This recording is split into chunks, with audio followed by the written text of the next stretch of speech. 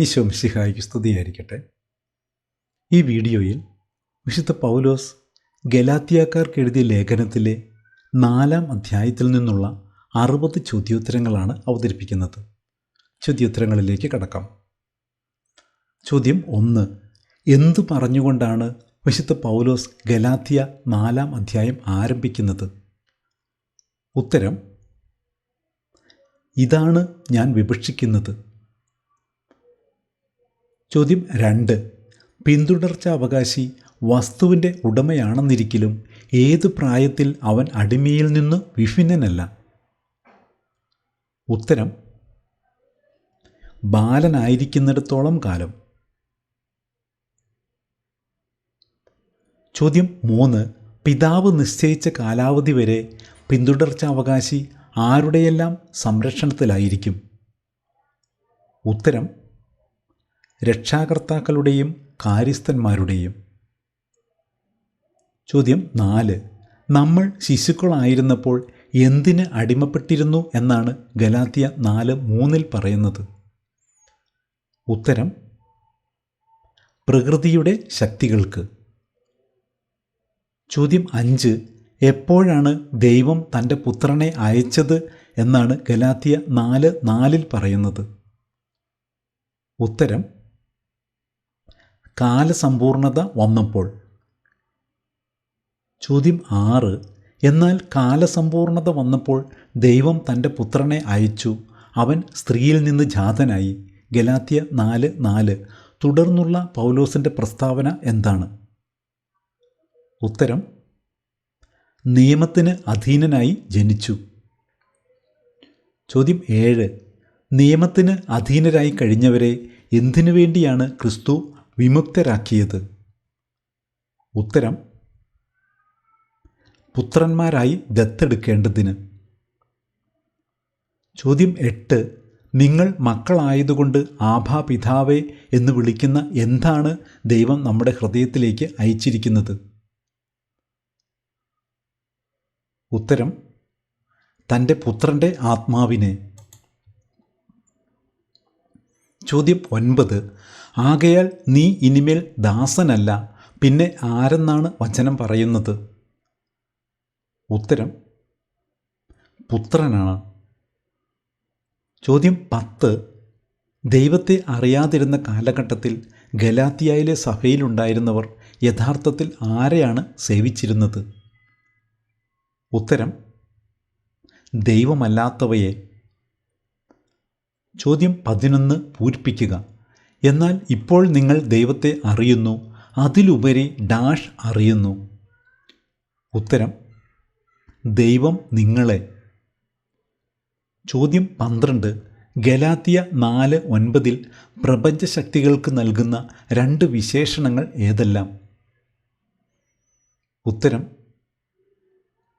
ബലഹീനങ്ങളും വ്യർത്ഥങ്ങളും. ചോദ്യം 13. ഗലാത്യ 4:9 വിശുദ്ധ പൗലോസ് എത്ര ചോദ്യങ്ങൾ ചോദിക്കുന്നുണ്ട്? ഉത്തരം: 2. ചോദ്യം 14. ഗലാത്യ 4:9 വിശുദ്ധ പൗലോസ് ചോദിക്കുന്ന 2 ചോദ്യങ്ങളും ഗലാത്യക്കാരുടെ ഏത് പ്രവൃത്തിയിലേക്കാണ് വിരൽ ചൂണ്ടുന്നത്? ഉത്തരം: പഴയതിലേക്കുള്ള തിരിച്ചുപോക്ക്. ചോദ്യം 15. ഗലാത്യ 4:10 എത്ര കാര്യങ്ങൾ ആചരിക്കുന്നതിനെക്കുറിച്ച് പറയുന്നുണ്ട്? ഉത്തരം: 4. ചോദ്യം 16. ഗലാത്യ 4:10 ഗലാത്യക്കാർ ആചരിച്ചിരുന്ന 4 കാര്യങ്ങളെക്കുറിച്ച് വിശുദ്ധ പൗലോസ് പ്രസ്താവിക്കുന്നുണ്ട്. ഇതിൽ മൂന്നാമത്തേത് ഏത്? ഉത്തരം: ഋതുക്കൾ. ചോദ്യം 17. ഗലാത്യ 4:10 പ്രകാരം ഗലാത്യക്കാർ ആചരിച്ചിരുന്ന 4 കാര്യങ്ങളിൽ പെടാത്തത് ഏത്? എ. ദിവസങ്ങൾ, ബി. ആഴ്ചകൾ, സി. മാസങ്ങൾ, ഡി. വർഷങ്ങൾ. ഉത്തരം: ബി. ആഴ്ചകൾ. ചോദ്യം 18. ഗലാത്യക്കാരുടെ ഇടയിലുള്ള തൻ്റെ അധ്വാനത്തിന് എന്ത് സംഭവിച്ചോ എന്നാണ് പൗലോസ് ഭയപ്പെടുന്നത്? ഉത്തരം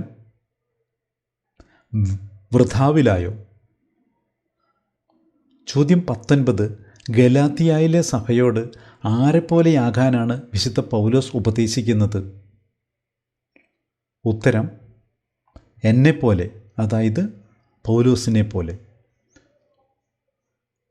ചോദ്യം 20. എപ്രകാരമുള്ള അവസരത്തിലാണ് വിശുദ്ധ പൗലോസ് ഗലാത്യക്കാരോട് ആദ്യം സുവിശേഷം പ്രസംഗിച്ചത്? ഉത്തരം ശാരീരികാസ്വാസ്ഥ്യം ഉള്ള. ചോദ്യം 21. തൻ്റെ ആദ്യ സന്ദർശന വേളയിൽ ഗലാത്യക്കാർ ആരെ എന്നതുപോലെയാണ് തന്നെ സ്വീകരിച്ചത് എന്നാണ് വിശുദ്ധ പൗലോസ് പ്രസ്താവിക്കുന്നത്? ഉത്തരം ദൈവദൂതനെ പോലെ, യേശുക്രിസ്തുവിനെ പോലെ തന്നെ. ചോദ്യം 22. സാധിക്കുമായിരുന്നെങ്കിൽ ഗലാത്യക്കാർ എന്തുപോലും തരുമായിരുന്നു എന്നാണ് വിശുദ്ധ പൗലോസ് പറയുന്നത്? ഉത്തരം സ്വന്തം കണ്ണുകൾ പോലും ചൂഴ്ന്നെടുത്ത്. ചോദ്യം 23. ഞാൻ നിങ്ങൾക്ക് ഒരു ശത്രുവായോ എന്ന് തോന്നുവാനിടയായത് എന്തുകൊണ്ടാണ് എന്നാണ് വിശുദ്ധ പൗലോസ് ഗലാത്യയിലെ സഭയോട് ചോദിക്കുന്നത്? ഉത്തരം സത്യം തുറന്നു പറഞ്ഞതുകൊണ്ട്. ചോദ്യം 24. അവർ നിങ്ങളിൽ താൽപ്പര്യം കാണിക്കുന്നത് സദുദ്ദേശത്തോടെയല്ല, മറിച്ച് നിങ്ങൾ അവരിൽ താൽപ്പര്യം കാണിക്കേണ്ടതിന് നിങ്ങളെ എന്തു ചെയ്യുക എന്നതാണ് അവരുടെ ലക്ഷ്യം എന്നാണ് വിശുദ്ധ പൗലോസ് പറയുന്നത്? ഉത്തരം ഒറ്റപ്പെടുത്തുകയാണ്. ചോദ്യം 25. നല്ല കാര്യത്തിൽ താൽപ്പര്യം കാണിക്കുന്നത് ഞാൻ നിങ്ങളോടൊത്ത് ഉണ്ടായിരിക്കുമ്പോൾ മാത്രമല്ല, ഇതേ തുടർന്ന് വിശുദ്ധ പൗലോസ് പറയുന്നത് എന്ത്? ഉത്തരം എല്ലായ്പ്പോഴും നല്ലത് തന്നെ. ചോദ്യം 26. ഗലാത്യ 4:19 പൗലോസ്ലീഹ ഗലാത്യരെ അഭിസംബോധന ചെയ്യുന്നത് എപ്രകാരമാണ്? ഉത്തരം എൻ്റെ കുഞ്ഞുമക്കളെ. ചോദ്യം 27. ക്രിസ്തു നിങ്ങളിൽ രൂപപ്പെടുന്നതുവരെ വീണ്ടും ഞാൻ നിങ്ങൾക്ക് വേണ്ടി എന്ത് ചെയ്യുന്നു എന്നാണ് വിശുദ്ധ പൗലോസ് പറയുന്നത്? ഉത്തരം ഈറ്റുനോവ് അനുഭവിക്കുന്നു. ചോദ്യം 28. ഗലാത്യ 4:20 പ്രകാരം ഗലാത്യരെക്കുറിച്ചുള്ള പൗലോസ്ലീഹയുടെ മാനസികാവസ്ഥ എന്തെന്നാണ് പറയുന്നത്? ഉത്തരം അസ്വസ്ഥനാണ്. ചോദ്യം 29. എന്തിനായി അഭിലഷിക്കുന്ന നിങ്ങൾ എന്നോട് പറയുവിൻ, നിങ്ങൾ നിയമം അനുസരിക്കുകയില്ലേ എന്നാണ് വിശുദ്ധ പൗലോസ് ഗലാത്യയിലെ സഭയോട് ചോദിക്കുന്നത്?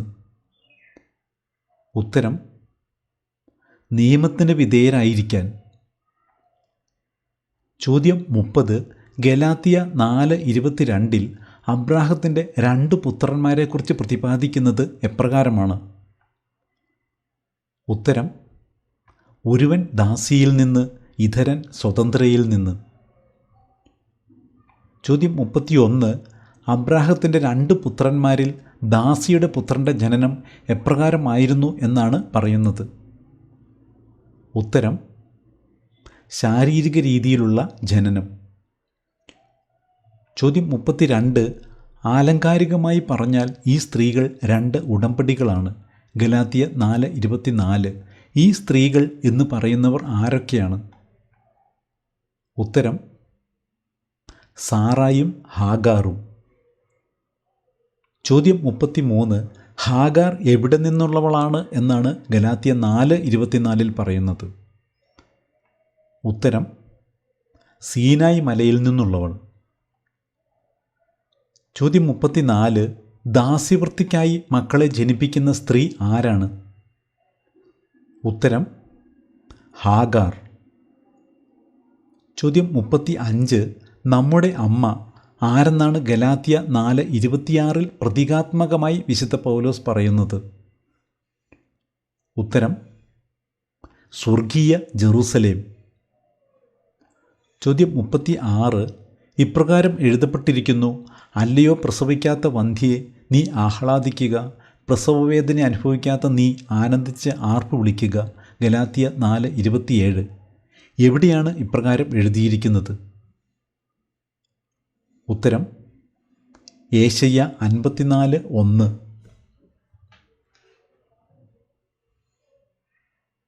ചോദ്യം 37.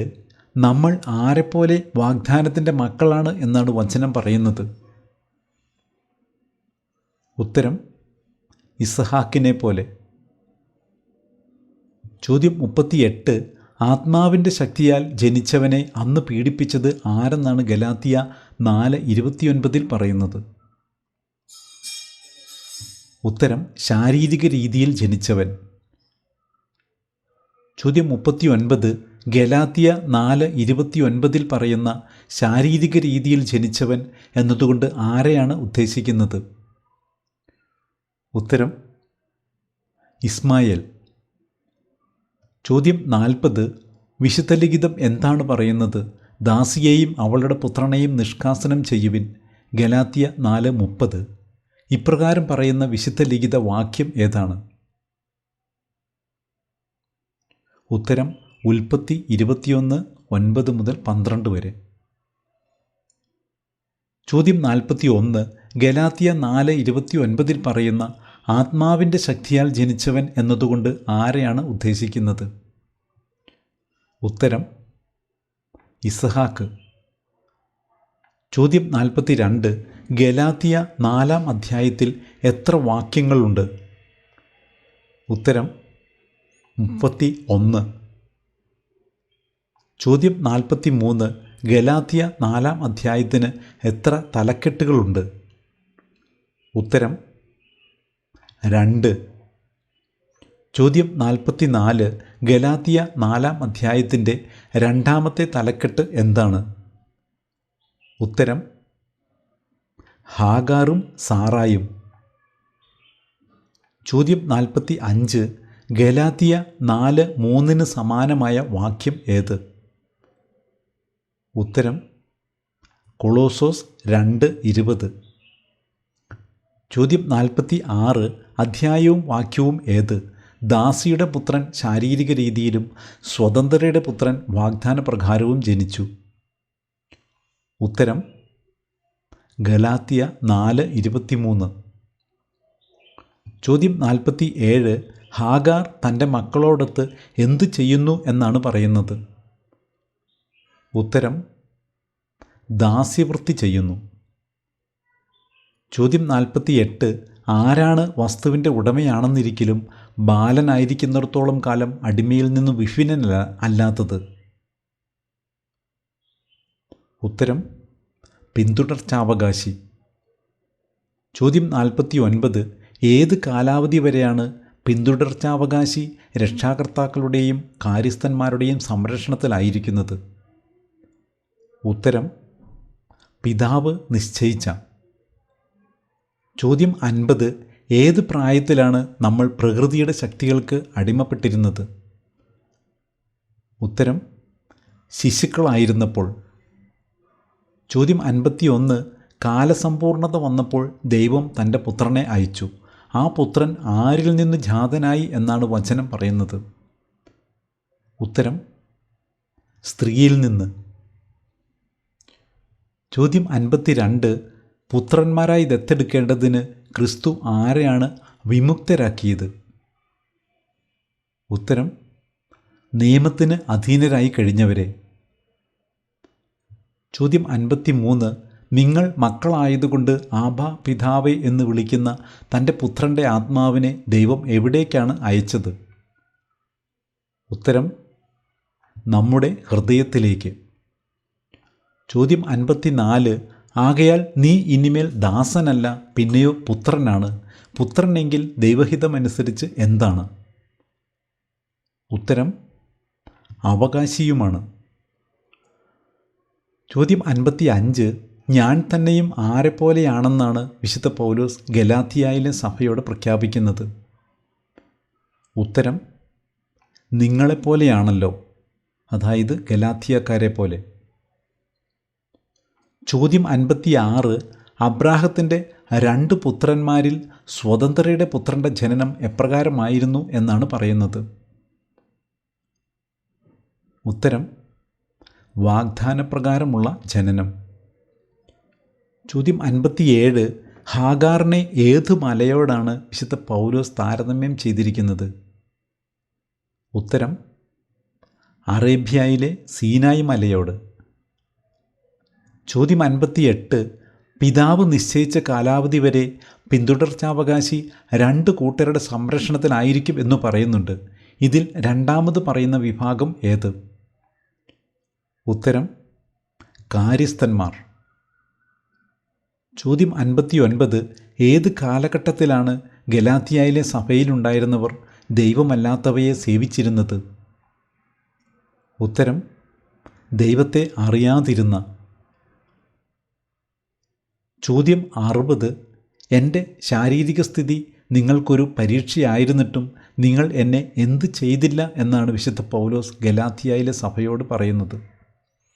ഉത്തരം നിന്ദിക്കുകയോ വെറുക്കുകയോ. ഇതോടെ ഈ സെറ്റിലെ ചോദ്യങ്ങൾ അവസാനിക്കുകയാണ്. So thanks for watching. കർത്താവായ യേശു ക്രിസ്തുവിൻ്റെ കൃപ നമ്മ ഓരോരുത്തരോടും കൂടി ഉണ്ടായിരിക്കട്ടെ. ആമേൻ.